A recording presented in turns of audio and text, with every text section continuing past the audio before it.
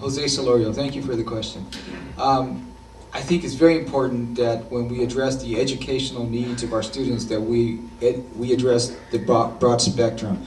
Yes, there's a certain percentage of students that go to college and a certain percentage that don't. And so I think that we need to fit our education to meet all the needs of our kids. I would like to see more either charter schools or magnet schools that that can educate our students to either maybe be prepared for the military or to maybe become police officers or firemen. You know, I think if we give our children more choices, they're more likely to be engaged in going to school. We have too many of our students drop out because our educational system isn't meeting their needs. Not only their needs, but our community needs. The state of Nevada has community needs. We want to do economic development in this state. And the way to do economic development is to put an educational system that allows for educational opportunities for students to learn skills.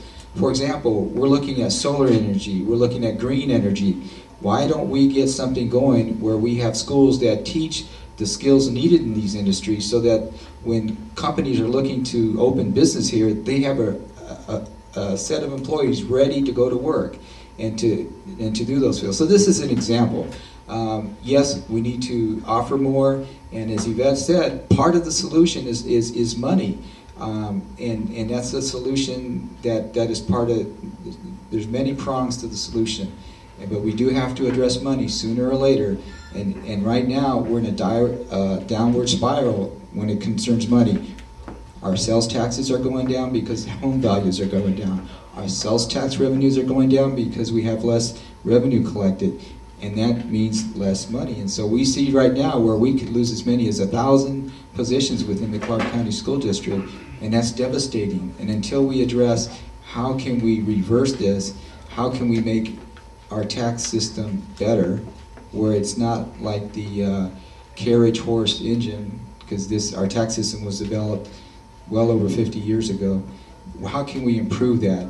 And to improve that, I think we need to bring all players to the table. We need to bring gaming, we need to bring mining, we need to bring big business, we need to bring the employees union. We need to have a common solution so that we can have an engine, an education engine that's ready for 2010 and beyond. So yes, you're right on track. Our educational system needs to be improved. It needs to be focused on the needs of our students as well as our community. Jose Solorio. Oh, you want to add? Yeah, go. Annie Wilson. I just wanted to add to what Mr. Solaros was saying. He was talking about green programs or weatherization programs for students.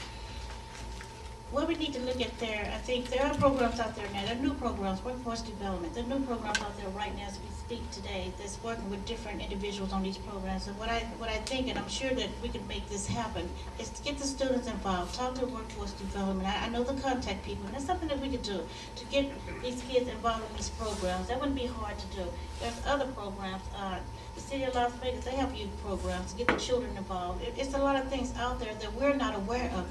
The community need to be educated on what's available for the students. The school district, the libraries. I do a lot of presentations for Clark County Library District to let them know what's out there, what's available in the community. And the reason I know these things because I work in the community on a daily basis. I don't sit behind a desk. I'm out there in the field doing the work.